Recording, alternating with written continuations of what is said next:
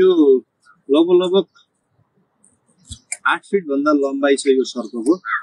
यो सर्पले काचुली चेन्ज गरे रहेछ कि भर्खरै। म कडाली नदीबाट नुहाएर फर्किने क्रममा भेटाएको हो।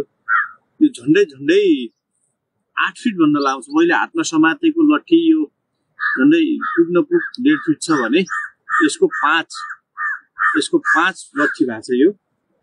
अनि यो सर्पले काचुली फेर्दाखेरि यो मुख सहित मुखबाटै फेरेको रहेछ, भनेको नचुटेको रहेछ। जस्ताको तस्तै यति लामो सर्प भेटिएको छ। सर्पको काचुली भेटिएको छ। अब परम्परागत र धार्मिक मान्यता अनुसार सर्पको सम्पूर्ण शरीर काचुली भेटिनु भनेको शुभ मानिन्छ भन्ने पनि भनाइ छ। अब यसलाई अब अहिले सुरक्षित गरिन्छ एक ठाउँ।